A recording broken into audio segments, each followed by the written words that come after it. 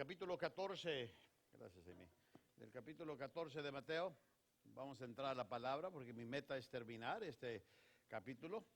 Hay mucho que decir sobre él y quiero tratar de redimir el tiempo lo más posible, puesto que es un capítulo interesante. Cierre sus ojos. Padre, te damos muchas gracias por este momento que nos concedes de estar en tu presencia. Gracias te damos por tu palabra, Señor. Ella dice que es viva y eficaz, es más cortante que una espada de dos filos. Y sabemos, Señor, que lo que tú nos estás enseñando, mostrando en esta palabra, Dios, es tu perfecta voluntad, es conocer de ti, Señor, y saber los planes que tienes para nosotros, Dios. Cúbrenos a través de ella, Dios, y abre nuestro entendimiento en el nombre de Cristo Jesús. Amén. El capítulo 14 de Mateo habla del rey cuando tiene un retiro. Y voy a hablarles un poquito sobre esto, el por qué le llamé el retiro del rey. Hemos estado hablando sobre lo que es el reino dentro de Mateo. Y ahora, amados, voy a entrar en una etapa de 4 o 5 capítulos, empezando desde hoy, donde les estoy llamando del capítulo 14 al capítulo 20, el retiro del rey. Y es que durante ese tiempo, Mateo nos dice, en esos capítulos que acabo de mencionarles, que Jesús se retiraba de las multitudes e invertía su tiempo a solas, simplemente para estar con sus discípulos, sabiendo que le quedaba poco tiempo. Había razones de este retiro. En primer lugar, se sentía una hostilidad creciente de sus enemigos. Los fariseos, los escribas, los saduceos empezaron de una manera más palpante a atacar a Jesús.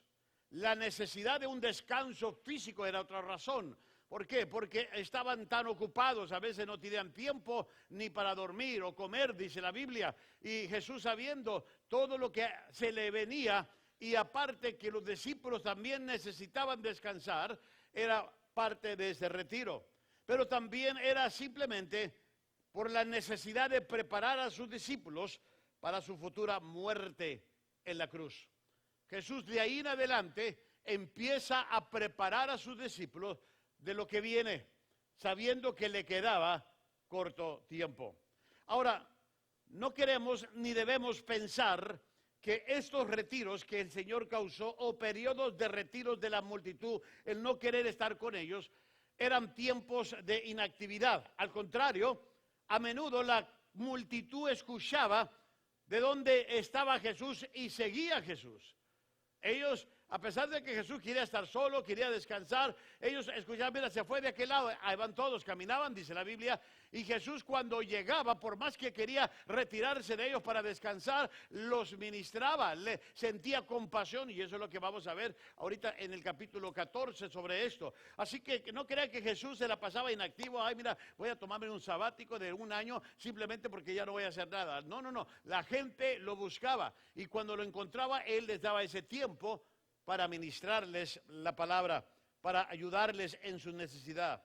Y aún así Jesús, cuando les ministraba, a pesar de la necesidad que tenía de descansar, era almirante. Inclusive en este capítulo encontramos a 3 grupos que voy a tocar con ustedes: los enemigos de Jesús, la multitud necesitada y los discípulos. Estos son los 3 factores que Jesús trata de retirarse para cumplir también la preparación de su llegada a muerte. Mire el capítulo 14, vamos a empezar pronto con esto. El primer punto que quiero compartirles es sobre los enemigos de Cristo. Cuando hablo de los enemigos de Cristo, hablo de precaución. Cristo tenía que tener precaución sobre ellos. ¿Por qué? Porque la agenda de ellos, lo que ellos tenían como motivo era totalmente diferente a lo que Jesús quería tratar y lograr dentro de su ministerio. Y miren lo que dice el versículo 1 y 2 del capítulo 14. Por aquel tiempo Herodes, a ver, ¿quién puede pronunciar esa palabra? ¿Quién puede? ¿Sabe lo que quiere decir? ¿No sabe? Ahorita se lo explico. Porque está interesante. Ahorita voy a hablar de todos los Herodes que ha habido en la Biblia. Porque hay confusión en esos Herodes. Amado, no eran los mismos de los que habla la Biblia. Cuando él oyó de la fama de Jesús, quiero hacer hincapié a esto. Dijo a sus sirvientes, a la gente que le servía donde él vivía, este es Juan el Bautista. Él ha resucitado de entre los muertos y por eso es que poderes milagrosos actúan en él. La familia de Herodes, voy a explicar un poquito de esto, abarca a los 4 evangelios. Quiero que escuche bien. La familia de Herodes, porque es toda una dinastía. La familia de Herodes abarca a los 4 evangelios más el libro de los Hechos. Si usted estudia los 4 evangelios, la historia de Jesús y los apóstoles, y lo que hay en el libro de los Hechos, la dinastía de los Herodes está ahí presente. Pero es muy fácil confundir a estos monarcas. ¿De cuál Herodes está hablando? Bueno, veamos 4 Herodes que la Biblia o la historia registra. ¿Y cuál de esos 4 es el que está mencionando aquí? Mire lo que tenemos en primer lugar y los puse ahí. Ya si usted quiere escribir una observación del año que ellos sirvieron o estuvieron de gobierno, amado, lo puede hacer. Herodes el Grande. Herodes el Grande fue el fundador de la última dinastía judía y rey de Judea desde el año 37. Fíjense lo que les voy a decir. Del año 37 al año 4 antes de Cristo. En otras palabras, Herodes el Grande estuvo antes de que Cristo naciera. Amados, y gobernó desde el año 37 al año 4, porque recuerdan, antes de los 2000 se contaban los años del 30, vamos a poner el 37, 36, 35, hasta llegar al 1. De ahí empieza lo que es el año 1 y el año donde Cristo nació, por eso se llama el año antes de Cristo. Ahora, este era descendiente de una familia edomita muy rica, de la descendencia de Saúl. Ellos venían de la descendencia de Saúl. Era una persona con una sed insaciable de poder y un carácter extremadamente desconfiado. Inclusive, este hombre no le confiaba ni a su propia sombra. Se dice en la historia que él tuvo 9 esposas. Algunos piensan que 10. ¿Qué haría usted con 9 esposas? Si con una se vuelve loco, ¿verdad? Bueno, imagínense las 10. Él no permitía que nadie, fíjense lo que la historia dice de él. Él, Herodes el Grande, no permitía que nadie ni nada interviniera con sus planes, ni aún a sus propios hijos e esposas. Inclusive la historia dice que él mandó matar a algunos hijos, mandó matar a unas esposas. ¿Por qué? Porque se rebelaban en contra de él. Se rebelaban en contra de él, o lo contradecían. Ahora, ahí le va. Él fue quien ordenó la matanza de los niños en Belén. Él fue el que ordenó la matanza. Cuando los magos, recuerda, fueron y lo llevaron a Herodes. Y que después de Herodes, él le preguntó a los estudiosos de la Biblia, dice, ¿ha sido un Mesías? Entonces, cuando él vio que los magos no regresaron, avisarle, porque él les pidió, ven y avísanos, porque tiene una intención para ir a matarlo, pero como no le avisaron, se enojó y mandó una orden de matar a todo primogénito de cierta edad. Por eso Jesús fue llevado a Egipto para escapar de esa muerte. Herodes el Grande fue el que hizo esto. Pero tenemos a otro Herodes, Herodes Antipas. Él era el hijo de Herodes el Grande. Su título era el tetrarca, dijo usted. Bueno, ¿sabe lo que quiere decir eso? Ahí le va. Quiere decir gobernador de más de la 4ª parte del reino. Gobernador, por eso le pusieron así, de la 4ª parte del reino. A él se le dio toda esa parte. Y él era una combinación edomita y samaritano. Este es el hombre de nuestro capítulo 14. Inclusive cuando ya hablamos de Herodes, hablamos de él, de este segundo, en el capítulo 14.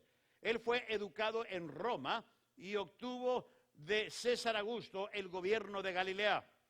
Él reinó desde el año 4 antes de Cristo al año 39 después de Cristo. Él gobernó desde el año 4 antes de Cristo al año 39 después de Cristo. Herodes Antipas era en el griego significa retrato del padre. Por eso era Herodes, o se le conocía a Herodes el tetrarca. Este fue el que mandó a ejecutar a Juan el Bautista.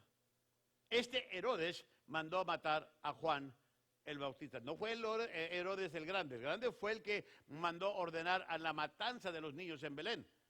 Y no fue en todo, más fue en Belén, porque recuerda que decía que en Belén había de nacer. Entonces, mucha gente piensa que mandó a matar a todos los niños de habidos por haber. No, nomás fue en Belén. Es todo, dice la Biblia. Pero amados, ahora no vea usted una matanza de miles de niños. No, tampoco se imagine eso. Lo que él hizo, calculó la edad de Jesús o los meses de Jesús, y dentro de ese rango fue que hizo la matanza. Ahora, no importa, que hubiera sido un niño es trágico, pero no fue en toda la tierra de Palestina, fue en Belén. Y segundo, fue a cierta edad, no fue a todos los niños primogénitos, porque podía haber un niño primogénito ya de 3, 4 años, que no entraba en esa categoría para ser asesinado por el rey. Así que tenemos que, amados, ver todo esto dentro de la historia. Pero este Herodes Antipas fue el que mandó a ejecutar a Juan el Bautista. Luego tenemos al tercer rey, Agripa I. Este fue el Herodes que arrestó a Pedro y mató a Santiago en Hechos capítulo 12. Si usted apunta la cita, Hechos 12 va a encontrar sobre este rey. Él era el nieto del rey Herodes o de Herodes el Grande.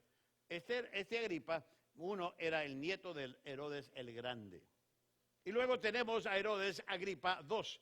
Este Herodes fue el que enjuició a Pablo. Si usted se va al capítulo 25 de los Hechos, usted va a encontrar que Pablo fue enjuiciado por un Herodes. Él fue este número 2. Y él fue el hijo de, claro, está dicho, el Herodes número ¿qué? 2, porque su papá era Herodes Agripa número ¿qué? 1. Es como parece que tú, Ángel, tu papá es Ángel 1, o ¿qué es 0?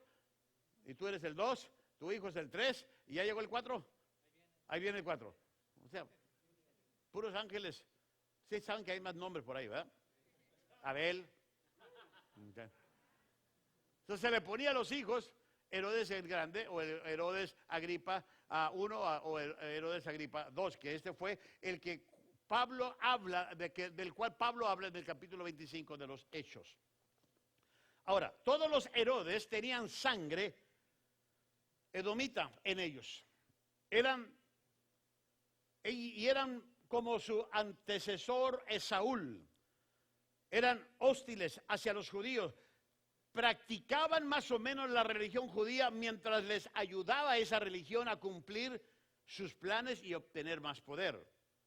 Herodes Antipas era culpable de un pecado grande, el segundo Herodes que tenemos aquí, el Herodes del capítulo 14. Ahora, él tomó a la mujer de su medio hermano, Felipe, Herodías, no le pertenecía a él. Le pertenecía o era la esposa de su hermano, medio hermano Felipe. Y cuando tomó a la esposa de su medio hermano Felipe, divorció a su esposa mandándola de regreso a su padre. Herodes escuchó la voz de la tentación y cometió un pecado terrible. Y fue dentro de ese cuadro que Juan el Bautista entra cuando él está hablando a Herodes y enfrentándolo sobre ese pecado. Ahora, había otras voces que Dios envió para advertir a este Herodes. Por ejemplo, no solo mandó a Juan el Bautista en forma de lo que, amado, ya les dije, pero hay 4 voces de las que yo quiero hablar que enfrentaron a este Herodes. Número 1, la voz del profeta. A él se refiere Juan el Bautista, la voz del profeta. Miren lo que dice en el capítulo 3, versículos hasta el 5. Del capítulo, versículo 13 al 5 del capítulo 14. Porque Herodes había prendido a Juan, lo había atado y puesto en la cárcel por causa de Herodías. O sea, la mujer influenció, arréstalo, mira, nos está difamando, nos está descubriendo. ¿Qué va a decir tu hermano? Okay. Mujer de su hermano Felipe. Porque Juan le decía, no te es lícito, ¿qué? Ahora, Juan no era de los que pedía audiencia con el rey, ¿sí sabe? Juan, desde el rey podía estar en el balcón y él podía estar hablando de Juan y delante públicamente lo podía estar evidenciando y eso es lo que no querían ellos. Por eso la mujer le dijo, arréstalo. Y aunque Herodes quería matarlo, tenían miedo al pueblo porque consideraban a Juan como un profeta. Y en efecto, él fue el último profeta que se registra dentro del Antiguo Testamento, Juan el Bautista. Lo consideraban un profeta. Ahora, aquí veo que con firmeza Juan el Bautista le advirtió a Herodes y lo llamó a un arrepentimiento. Juan sabía que el pecado de un rey no solo contaminaría la tierra, sino que haría más fácil que otros pecaran. Si el rey lo hace, también nosotros lo podemos hacer. Y debemos admirar a Juan por su valor al nombrar el pecado de Herodes. En lugar de escuchar al siervo de Dios, Herodes lo manda a arrestar y lo pone en prisión. Ahora, una vez que estaba en prisión, fue Herodías, la esposa, o la que era la esposa del hermano, que la nueva pues, la esposa de Herodes, que tuvo rencor contra Juan el Bautista. No lo pasaba. Y ella tenía una influencia sobre su marido Herodes. Ella conspiró para que su hija adolescente llevara a cabo una danza provocativa en la fiesta de cumpleaños de este rey. Muchos hemos visto que la danza de los 7 velos, aquí no dice 7 velos, pero se oye bonito en Hollywood, ¿okay? Cuando baila y los 7 velos y qué sabe qué más, y el rey queda complacido. Y ella sabía que en un momento dado, si el rey ya con vino queda complacido, le va a prometer algo impulsivo. ¿Qué quieres que te dé de mi reino? Y la mujer, como tenía influencia no solo sobre el rey, tenía influencia sobre su hija. Y le diría, pídele la cabeza de Juan. Y así fue. Este fue el Herodes que la Biblia registra que hizo esto. Tenía la voz del profeta, este rey. Pero también, número 2, tenía la voz de la conciencia. Porque mire lo que dice el versículo de nuevo, el 1 y el 2. Por aquel tiempo Herodes, el patriarca, oyó la fama de Jesús. ¿De quién oyó? La fama de Jesús. Mire con quién lo confunde. Y dijo a sus sirvientes, este es Juan el Bautista. Él ha resucitado de entre los muertos y por eso es que poderes milagrosos actúan ¿en qué? En él. Ahora, cuando Herodes escuchó de las obras milagrosas de Jesús, estaba seguro de que Juan el Bautista había resucitado. O sea que después de matarlo, oye de Jesús, ¿y qué es lo que pasa con su conciencia? Pues ¿qué fue lo que hizo? Mira, vuelve otra vez este hombre, que no lo maté. Su conciencia no lo dejaba tranquilo y su esposa ni amigos lo podían consolar. Mire, la voz de la conciencia es una voz poderosa. Es una voz poderosa y puede ser la voz de Dios para aquellos que escuchan a su conciencia.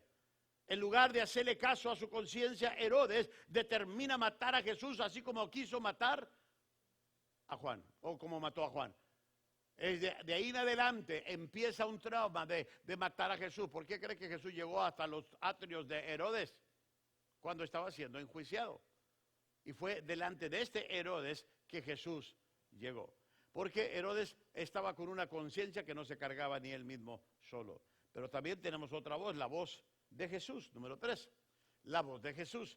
Tenemos la voz del profeta, que era Juan el Bautista. Tenemos la voz de la conciencia, que él pensó que era Juan, resucitado en Cristo. Pero también tenemos la misma voz de Jesús. Pero cuando Herodes se encontró con Jesús, que es algo interesante, Herodes descubrió que el Hijo de Dios estaba en silencio con él.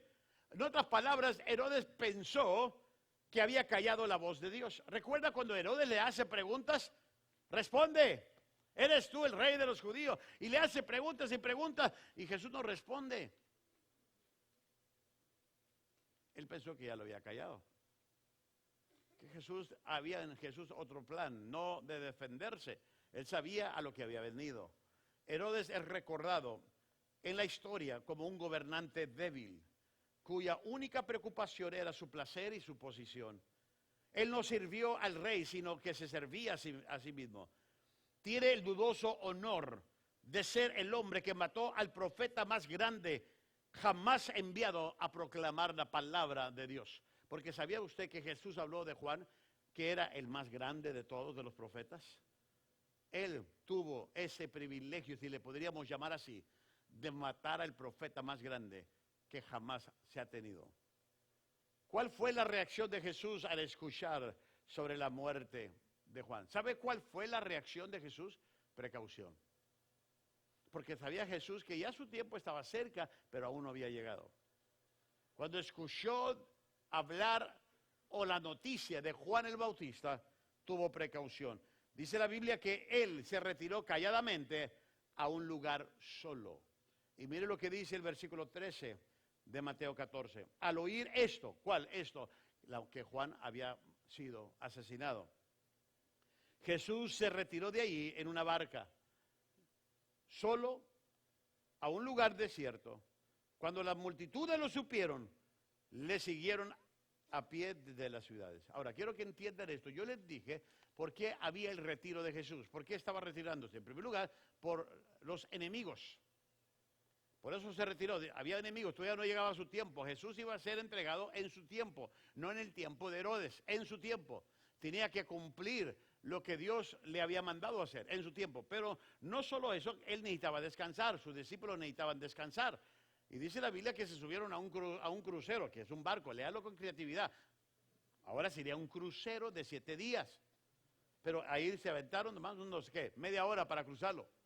Pero, amado, cuando la multitud, mire lo que dice aquí, cuando la multitud supo de él, se enteró a dónde estaba, dice el versículo 3, que le siguieron a pie desde las ciudades.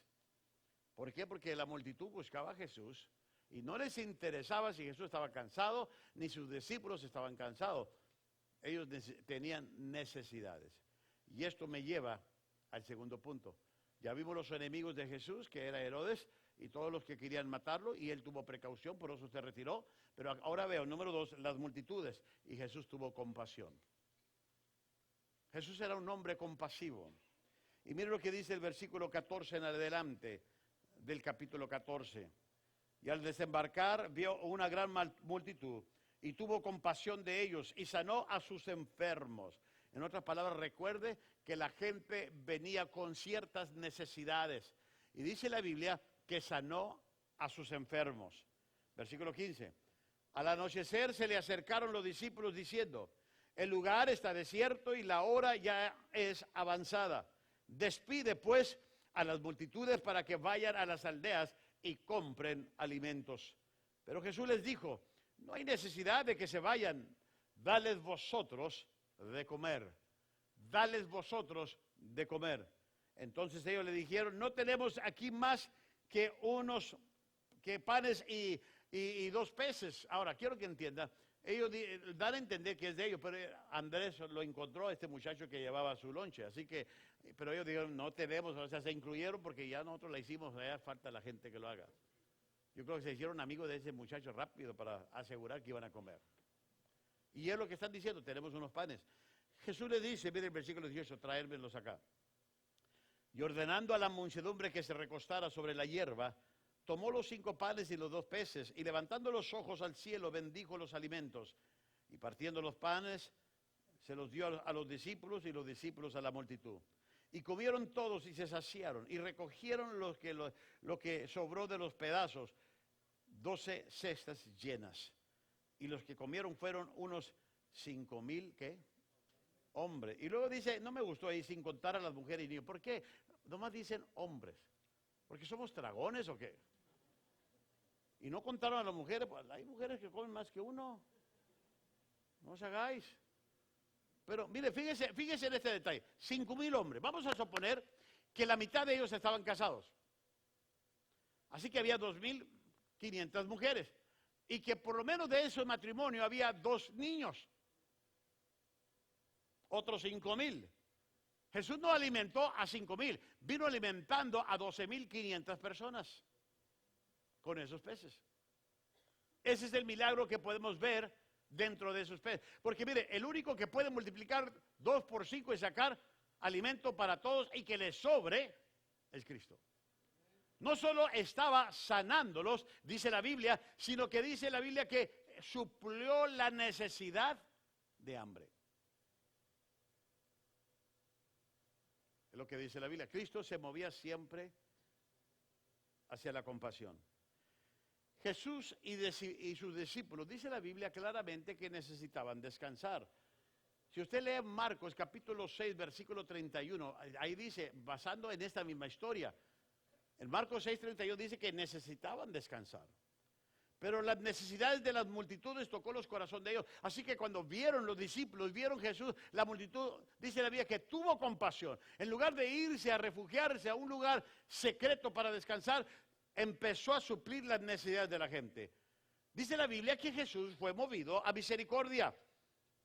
Cuando vio la multitud necesitada, Jesús fue movido a misericordia. Inclusive Mateo 9, la misma porción de esta historia, dice, amados, que Jesús los vio como ovejas que habían sido lastimadas del brutal desgarre de las espinas, agotadas y errantes. Dice la Biblia 2 veces que estaba conmovido a compasión. Jesús vio la multitud hambrienta y sin comida. Los 2 hombres, otra vez, ciegos, en Mateo 20, Jesús se movió a compasión con ellos. Jesús constantemente era movido a la compasión. Y el leproso, cuando se encontró con Jesús, Jesús se movió a compasión. Inclusive, recuerda cuando la viuda iba a enterrar a su único hijo, la viuda de Naín. Amado, dice la Biblia que cuando Jesús la vio llorando, se movió en compasión. Se fija, lo que movía a Jesús era la necesidad de alguien más, y eso lo movía hacia una compasión. Jesús utilizó estas palabras en 3 de sus parábolas.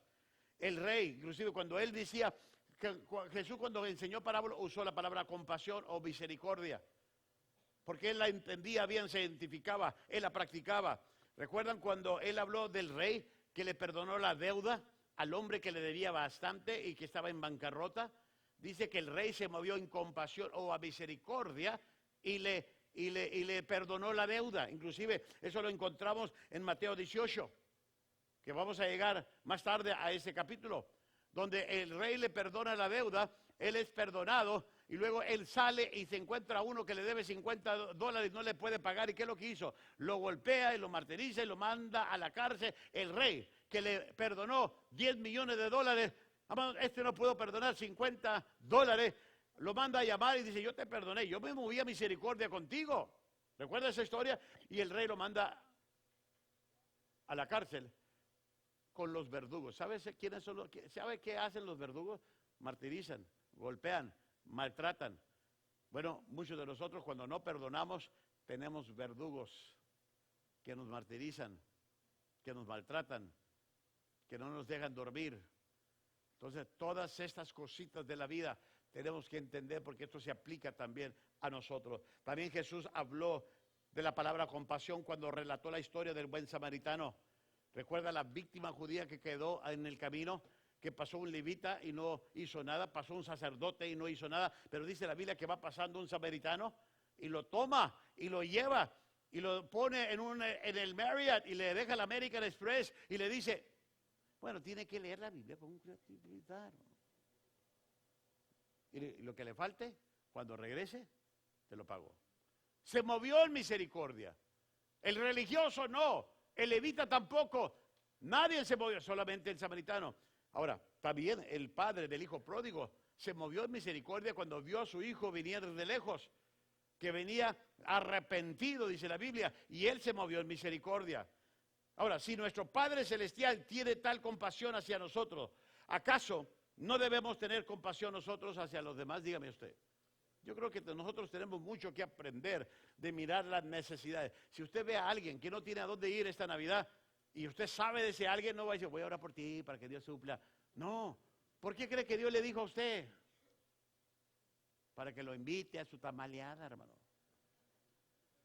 Porque es muy fácil, hermano. Voy a orar por ti, voy a orar por ti. Voy a hablar con el pastor a ver dónde te pone. topa con eso, no hable conmigo, hable con el pastor Martín, no está aquí, él tuvo que ir a compartir. Además, dígale, el pastor le dijo que hablara contigo. O sea, él no va a saber que lo que trata, que oiga el sermón para que le quite.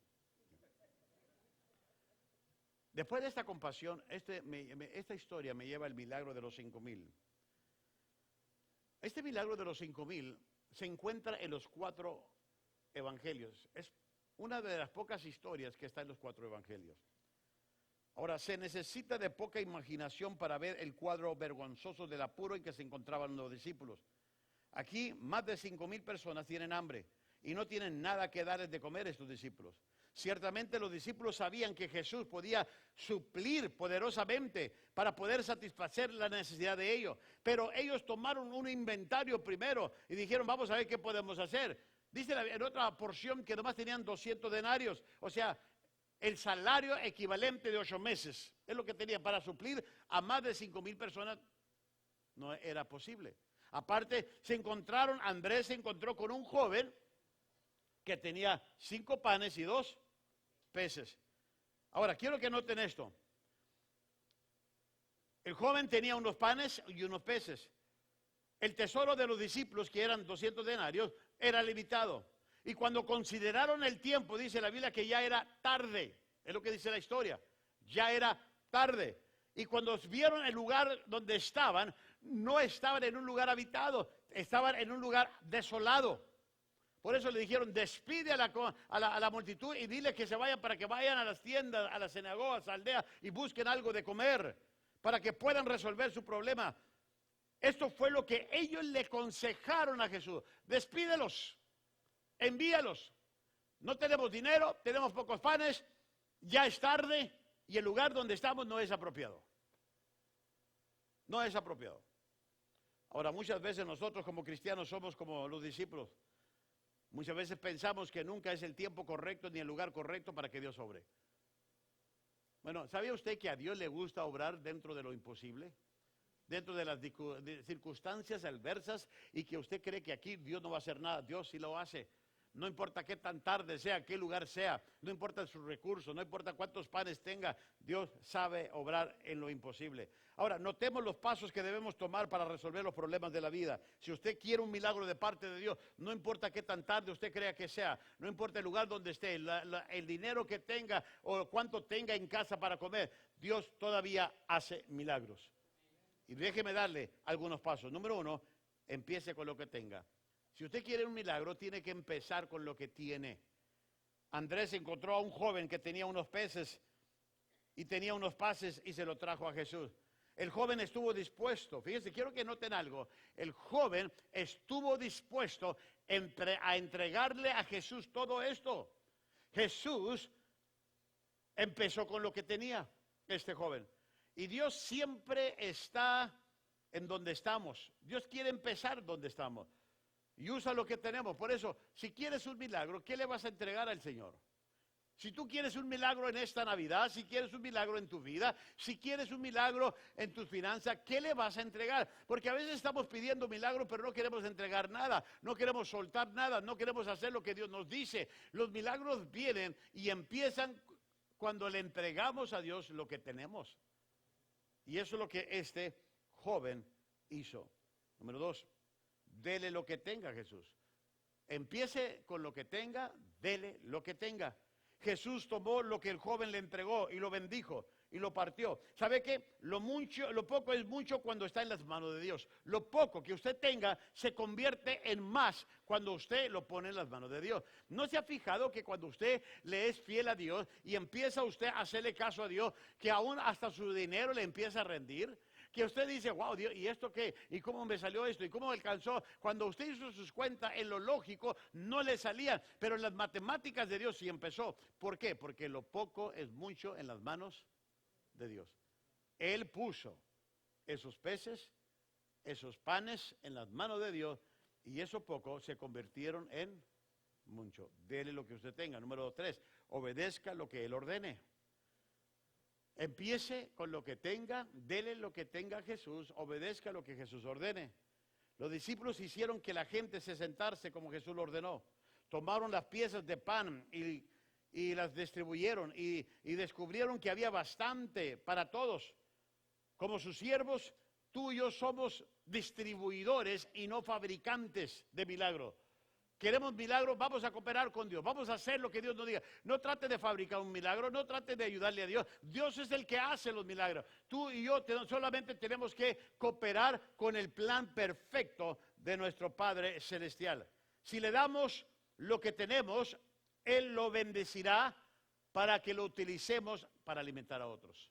Si tú le das lo que tienes, Dios te lo va a bendecir.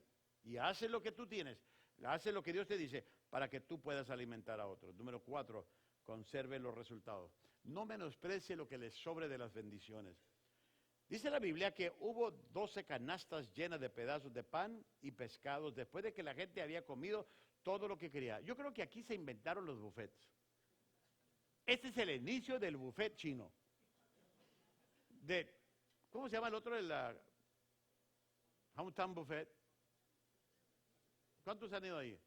Y comen como si fuera la última cena. Bueno, mire, dice la Biblia que todos comieron hasta saciarse. O sea, no tenían que tomarse un petodibol para repetir o un alcacerse. No, fueron por más. Que tal vez algunos se aventaron 2, 3 pescaditos. Y todavía dice el Señor, vayan y recojan lo que sobre. Dice la Biblia que agarraron 12 canastas. ¿Sabe lo que dicen mucha gente? Mira, le tocó uno a cada discípulo. No eran de los discípulos. Es lo que queremos creer porque somos 12, eran 12. No malentienda. ¿Recuerda el principio de la siembra? Es esto. ¿Quién traía esos panes? ¿Quién traía esos peces? ¿De quién eran? Del joven. Por naturaleza, a la cosecha, a la siembra y de la cosecha, ¿a quién le pertenecían? Al joven. Ahora, ya si él quiso dárselo a los discípulos, allá él. Pero Jesús mandó a los discípulos, ve y recógelo. Pero ¿de quién era esa siembra? Del joven. ¿A quién le pertenecía esa cosecha? Al joven. Ahora, vamos a suponer que le dejó a los discípulos 6 canastas. Él se llevó 6 a su casa.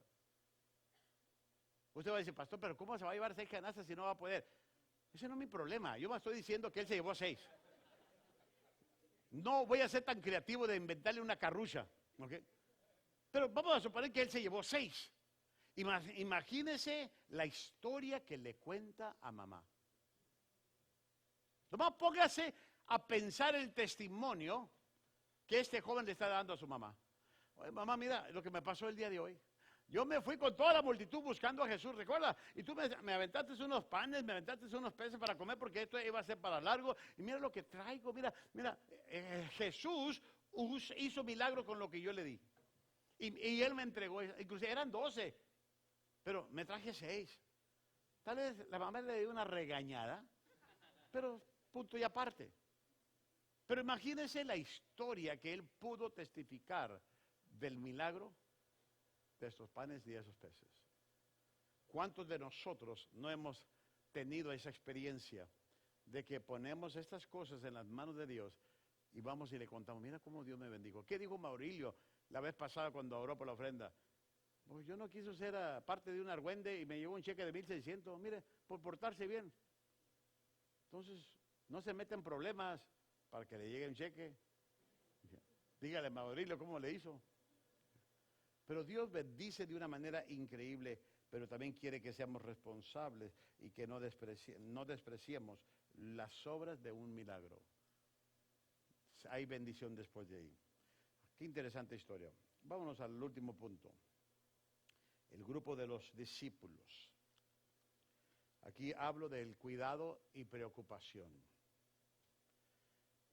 Qué interesante está esta historia, porque aquí Jesús ya trata directamente con sus discípulos. Dice el versículo 22, enseguida hizo que los discípulos subieran a la barca y fueran delante de él a la otra orilla, mientras él despedía a la multitud. Después de despedir a la multitud, fíjense bien, aquí está, este punto es clave, porque ahorita voy a hablar de estos puntos. Subió al monte a solas para orar, y al anochecer estaba ahí solo. Pero la barca estaba ya a muchos estadios de tierra, y era azotada por las olas porque el viento era contrario. Y a la cuarta vigilia de la noche Jesús vino a ellos andando sobre ¿qué? Por cierto, yo compuse un canto sobre esta historia. Un día, si usted compra mi disco, lo va a oír. LP, ya no se usa. Y luego dice, y los discípulos, viéndolo andar sobre el mar, se turbaron y decían, es un fantasma. Y de miedo se pusieron a gritar. Ahora, ya no me los imagino a estos hombres gritando. Póngase, ahora, yo no sé si aquí Marcos exageró, digo, Mateo exageró, pero, a ver, Hugo, ¿cómo gritarías tú? ¿De miedo? No quiere gritar el Hugo. ¿Tú, Jaime? Tú no gritarías, ¿verdad? No, hombre. Si nosotros somos machos, gritarían las mujeres, nosotros no. Pero aquí dice que gritaron. Bueno, hay mucho que decir aquí, pero después le voy a... Pero enseguida Jesús les habló diciendo, tened ánimo, soy yo, no temáis. Respondiéndole Pedro, dijo, Señor, si eres tú, mándame que vaya a ti sobre las aguas. ¿Sobre qué venía Jesús? ¿Sobre cómo quería ir Pedro? Fíjese, esto está tremendo. A ver, ¿cuántos de ustedes han intentado caminar sobre las aguas? ¿Ya intentó? Cuando se sienta bien espiritual y santo, vaya al mar y haga la prueba. Ahí va a descubrir que no es tan santo como usted lo creía. Es una buena prueba. Okay. Y él le dijo, cuando él le dijo, quiero ir contigo, mire el 29, Jesús dice, esa palabra es increíble. Ven. Ven. Ahora, ahí le va. Si Jesús te dice ahorita, ven, dame, espérate, ¿qué harías? A Pedro le dijo, ven. Ahora, Pedro había tenido miedo porque estaba incluido entre todos los que gritaron. Pero Jesús le dice, ven. Pero mire lo que dice otra vez el 29. Y descendiendo Pedro de la barca. Ahora, yo le atribuyo a Pedro algo. Pedro así era bien atrabancado, ¿eh? Es lo que llama la atención de su historia. Pero ahí le va. Caminó sobre las aguas y fue hacia Jesús. Pero viendo la fuerza del viento, tuvo miedo. Y empezando a hundirse otra vez. Por eso compruebo que Pedro también gritó. Porque aquí vuelve otra vez que Pedro tenía la costumbre de gritar. Era macho, pero también le salía el grito. Y no era de mariachi y de charro. No, era de miedo. Gritó diciendo, Señor, sálvame. Y al instante Jesús, extendiendo la mano, lo sostuvo y le dijo, hombre de poca fe, ¿por qué dudaste? Cuando ellos subieron a la barca, el viento se calmó. Entonces los que estaban en la barca le adoraron diciendo, ahora quiero que entiendan algo aquí, voy a regresar un poquito para atrás al 32, cuando ellos subieron a la barca. Quiere decir que Jesús se lo llevó a Pedro caminando de nuevo sobre las aguas. Jesús no lo llevó arrastrando ahí que se está ahogando y ya ve cómo salvan a los que se están ahogando. No, eso es Baywatch, ¿ok? Pero cuando fueron, dice que se fueron caminando. O sea, otra versión dice que caminaron juntos a la barca. Así que Pedro no solo entró, se fue solo a la barca hacia Jesús, regresó con Jesús a la barca. Y qué interesante, porque dice, y luego el viento se calmó. Ahora, ¿no le pasa a usted que cuando ya sale de peligro, el viento se calma? Usted dice, ¿y por qué no se calmó antes? No, Dios sabe por qué lo hace. Aquí habla de una confianza. Entonces los que estaban en la barca le adoraron, diciendo, en verdad eres hijo de Dios. Terminada la travesía, bajaron a tierra en Genesaret. Y cuando los hombres de aquel lugar reconocieron, se fija otra vez lo que le estoy diciendo, a Jesús, enviaron a decirle todos por Facebook que aquí andaba el Señor. ¿Por qué cree que llegaban rápido? También tenían su Facebook. Y le trajeron todo lo que tenían a todos los que tenían algún mal. Y le rogaban que le dejase tocar siquiera el borde de su manto. Y todos los que lo tocaban quedaban ¿qué? curado. Juan registró la razón de por qué Jesús se fue tan deprisa al despedir a la multitud y envió de nuevo a los discípulos en el barco. Y es porque la multitud quería hacerlo rey. En otra porción de la historia esta, la gente quiso tomarlo para hacerlo rey. Mire, en primer lugar, Jesús no se dejó ser rey. ¿Sabe por qué? En primer lugar, ya era rey. ¿Sí sabe esto? Que Jesús ya era rey, no lo tenían que hacer rey. Segundo, porque él conocía los motivos de ellos que querían ser los reyes de este mundo. Jesús es el rey de todo el universo. Y además, él vino como el Mesías, como el Salvador. Él vendrá como el rey de reyes. Quería serlo rey. Y la gente, ese era su motivo. El Señor sabía que sus motivos no eran espirituales y que sus propósitos estaban fuera de la voluntad de Dios. La gente quería serlo rey porque Jesús los sanaba, porque les daba de comer, porque les ayudaba. Esa era la razón. Ahora, la experiencia de los discípulos en la tormenta debe ser de estímulo para cada uno de nosotros cuando pasamos por las tormentas de la vida. Cuando nos encontramos en las tormentas podemos estar confiados del cuidado de Dios. Déjenme hablarles de 4 o 5 cosas sobre esto. Tú y yo podemos estar confiados, o yo puedo estar confiado en Dios de que Él me trajo hasta aquí. Si yo estoy pasando por la tormenta es que Dios sabe por dónde yo estoy pasando. Dios nos trae hasta ahí.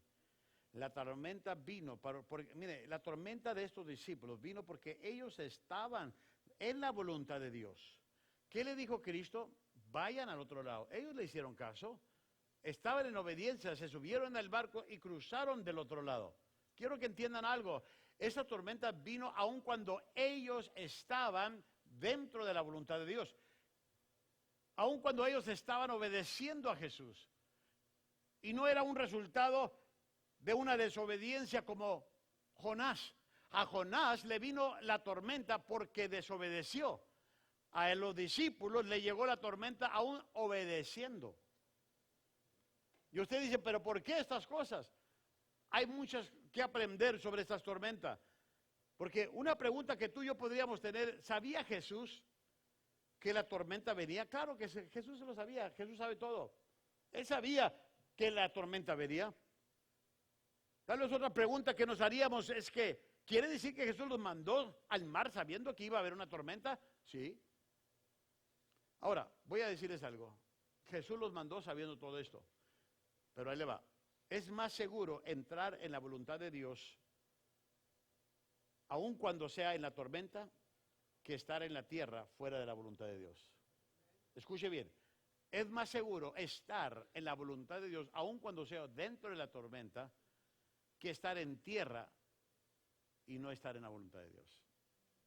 Prefiero, y tú deberías de preferir, conociendo a Dios para tu vida, es mejor estar en la voluntad de Dios, aun cuando estás en la tormenta, que estar en tierra y no estar en la voluntad de Dios. Jonás pasó por esa prueba. Al leer la Biblia, descubrimos que hay 2 tipos de tormentas. Las tormentas de la corrección, cuando Dios nos disciplina, y las tormentas de la perfección, cuando Dios nos ayuda a crecer. Jonás estaba en la tormenta porque desobedeció a Dios. Él fue corregido. La tormenta en este caso con Jonás fue una tormenta de corrección. Tenía que corregirse una persona que no quiso hacerle caso a Dios. Y Dios usó una tormenta para corregirlo en su vida. Bueno, los discípulos estaban en la tormenta porque obedecieron a Cristo y ellos fueron perfeccionados. En otras palabras, crecieron porque empezó su fe, amado, a desarrollarse. Jesús sí les dijo, hombres de poca fe, pero, amado, experimentaron el mover, vieron el milagro, vieron que los vientos se calman, vieron que Pedro pudo caminar sobre las aguas. Su fe de ellos fue fortaleciéndose, y ahorita voy a hablar un poquito más de eso más adelante. Ahora, muchos cristianos tienen la idea equivocada de que la obediencia a la voluntad de Dios produce una navegación sin tormenta. Dice, es que una prueba de que estás en la voluntad de Dios es que no tengas tormentas. No. La Biblia dice en Juan 16:33, el mismo Cristo diciendo, en el mundo tendréis ¿qué? Aflicciones. Aún estando nosotros en la voluntad de Dios, vamos a tener aflicciones. Cuando nos encontramos en las tormentas de la vida por causa de la obediencia, debemos recordar que Él, Jesús, nos permitió llegar ahí, nos trajo hasta ese momento y que Él va a cuidar de nosotros. Tenemos que entender que a pesar de que estamos pasando por las tormentas de la vida, Jesús permitió eso en nuestras vidas, pero que Él nos va a cuidar. Él se encarga. Y más si vamos caminando con Él en obediencia. Así que puedo confiar en Dios de que Él me trajo hasta aquí cuando estoy en las tormentas. Número 2, puedo confiar en Dios de que Él está orando por mí. Cuando el pueblo de Dios está en medio de la tormenta, Jesús intercede por su pueblo en los cielos. ¿Sabe lo que dice Mateo 14, 23? Que Él los envió a ellos, a la barca, ahí le va, pero Él se fue a orar. Mientras ellos empezaron a encontrarse con la tormenta, ¿dónde cree que estaba Jesús? Orando, estaba buscando a Dios. Pero no solo eso, miren lo que dice Romanos 8:34.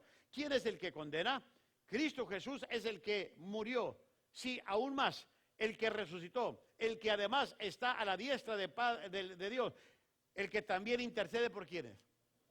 Él está orando, intercediendo por nosotros en esa tormenta. Número 3, puedo confiar en Dios de que Él vendrá hacia mí, de que Él se va a acercar a mí. Muchas veces nos sentimos como si Jesús nos ha abandonado cuando estamos en los tiempos más difíciles de la vida. Pero Jesús siempre llega a nosotros cuando estamos pasando por las tormentas de la vida. ¿Qué dice Isaías 43? Un versículo increíble y precioso. Cuando pases por las aguas, yo estaré contigo. Si por los ríos, no te negarán. Cuando pases por el fuego, no te quemará. Ni la llama te abrazará. Fíjese la seguridad que podemos tener cuando estamos en la voluntad, que Él va a estar con nosotros. Ahora, ¿por qué Jesús caminó sobre el agua? Para mostrarle a sus discípulos. Esa es la razón que yo creo que Jesús caminó por el agua. Para mostrarle a sus discípulos que a lo que le temían, a los vientos, a las olas, a todo lo que venía al mar, que era el mismo mar, era el puente que Él estaba usando para acercarse a ellos. O sea, Jesús usó lo mismo que le temía a ellos para dominarlo. Por eso caminó, diciendo, mire, caminando sobre las aguas. Ven, lo que a ustedes les asusta, yo camino sobre eso. Qué precioso es eso, ¿no es cierto? ¿Por qué? Porque, amado, porque tú y yo podemos entender que no importa cuán grande sea tu tormenta, Jesús puede caminar sobre ella. Y a menudo le tememos tenemos una difícil experiencia de la vida, tormentas de la vida. Pasó por una cirugía y se complicó. Está pasando por un periodo de luto en su vida. Solo para descubrir en esas experiencias que Jesucristo está más cerca de uno de lo que usted o yo pensábamos. Ahora, ¿por qué los discípulos no reconocieron a Jesús? Ellos pensaban que era un ¿qué? Fantasma. ¿Sabe por qué? Porque no lo esperaban. Jesús los mandó.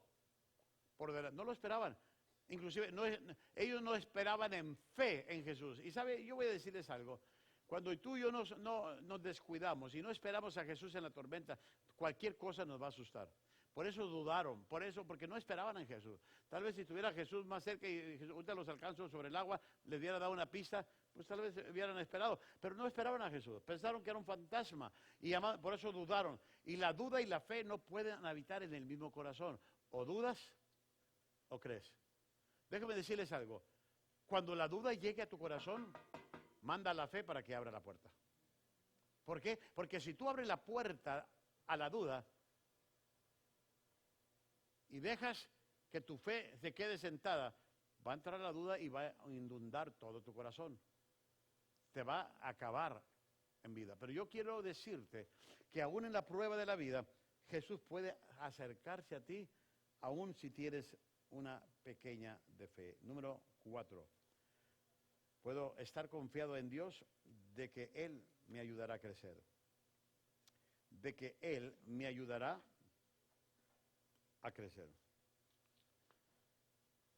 Esto era todo el propósito de la tormenta, ayudar a los discípulos a crecer en la fe. Ahora, yo quiero decirles algo. No debemos nosotros, y antes de cambiar del tema aquí, poner un poco de atención a Pedro. Y antes de criticarlo por haberse hundido y haberse dudado, tenemos que honrarlo por una demostración increíble de fe.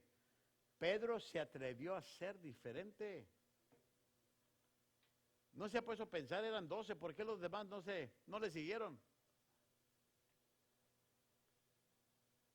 Póngase a pensar, es muy fácil criticar a una persona que está intentando algo y fracasa. ¿Y sabe quiénes son los que más critican? Los que nunca intentaron nada. Ah, pero son los expertos.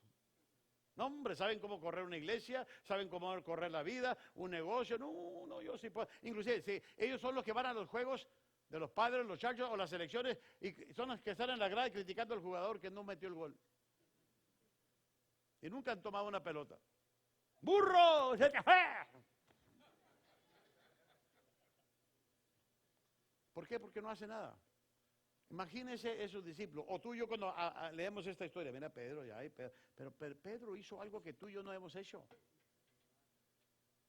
Hablando sobre lo natural, cualquiera puede sentarse en la barca y estar mirando, pero se necesita de una persona con una fe real para salirse de la barca y caminar sobre el agua. Pero cualquiera puede estar en la barca y estar mirando. Pero no cualquiera puede salirse de la barca y caminar sobre las aguas. Ahora, ¿qué fue lo que a Pedro le causó que se hundiera? No fue Cristo, no fue que Cristo le falló, fue que quitó su enfoque de Jesús.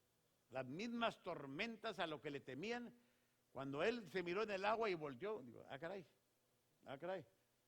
Y tal vez miró a Shark o Jaw, caray, ¿qué hago aquí?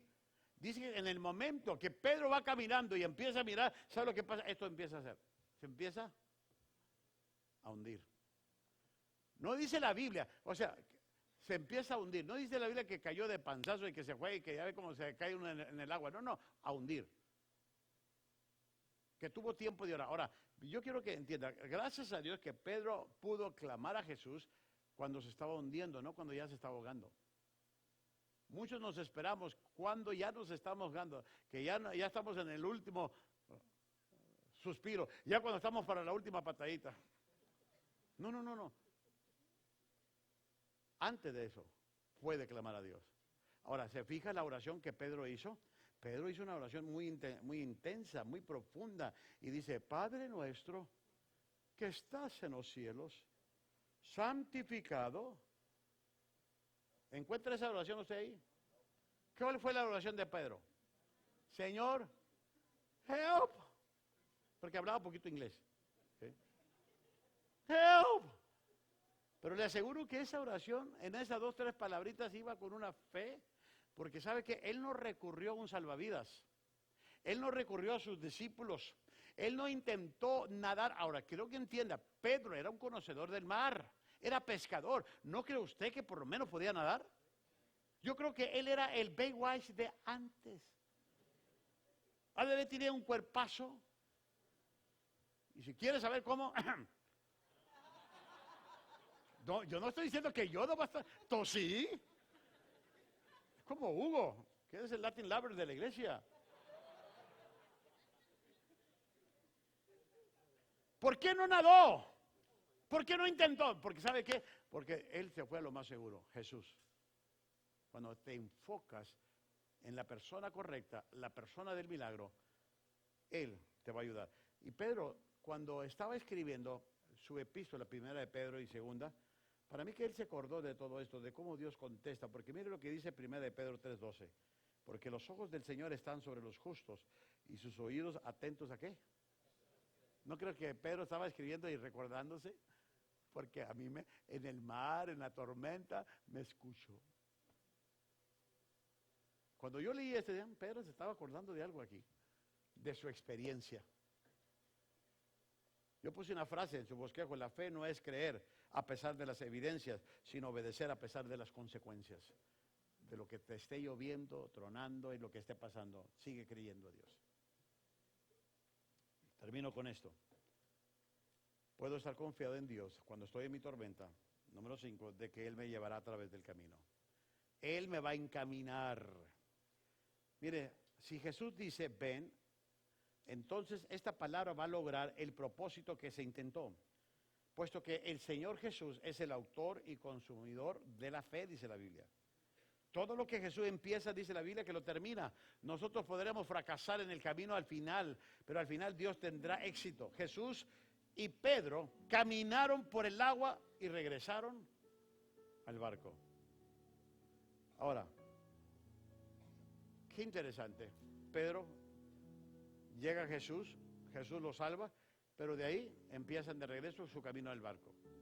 Cuando entran al barco, dice la Biblia, Jesús lo encaminó, entran al barco y las aguas se calmaron. Ahora, aquí causa una reacción en todos los discípulos.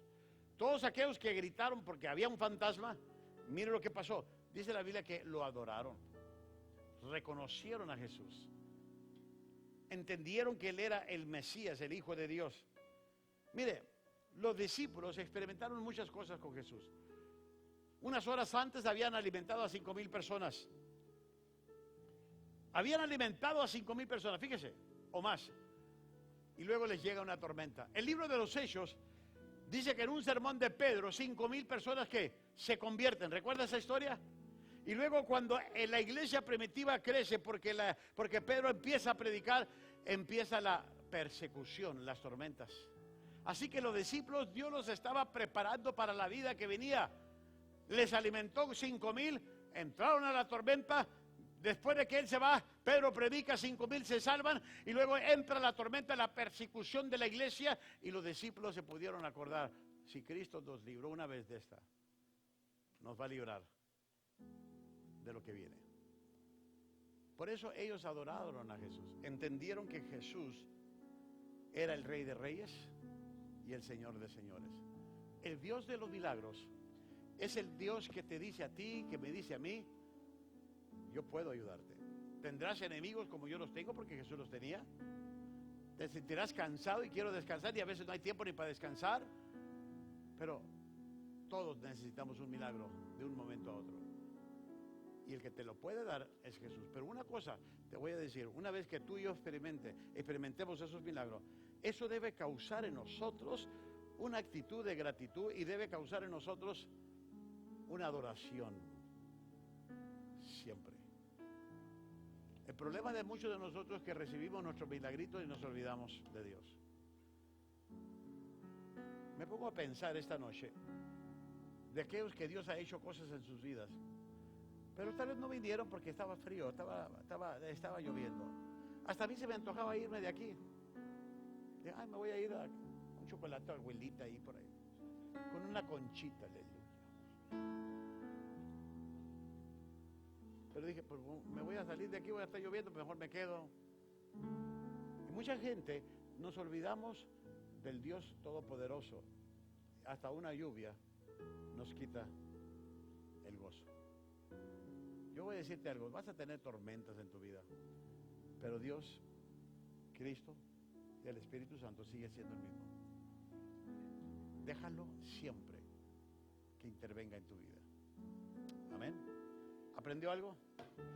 Disculpe que me tardé un poquito, pero no están los niños allá, aquí están. Amén. Póngase de pie, voy a hacer una oración.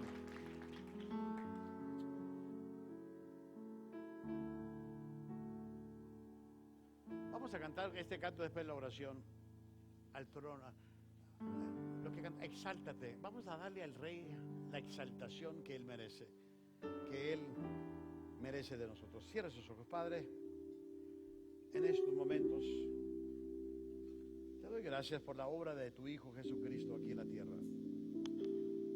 Nos enseña bastante a cómo vivir una vida íntima contigo, una vida de fe, una vida de oración, una vida de confianza, una vida de compasión hacia los demás. Al establecer esos principios del reino, Señor, te pedimos que los establezcas en nosotros, en nuestras vidas. Que podamos caminar contigo las distancias que tú demandes de nosotros. Que podamos estar a tu lado siempre y que decidamos obedecerte aunque estemos en la tormenta, porque es el lugar más seguro que estar en tierra firme fuera de tu voluntad. Dios, seguimos creyendo en ti. Pero si hay duda en nosotros, si hay algo que está perjudicando esa fe que crezca, Señor, reprende nuestra incredulidad y reprende nuestra duda y ayúdanos a confiarte a ti sobre todas las cosas. Gracias por amarnos y por ser nuestro Rey y Señor. Al borde de tu gran trono, me postraré hoy a ti. Tú reinas sobre principado, sentado a la diestra de Dios.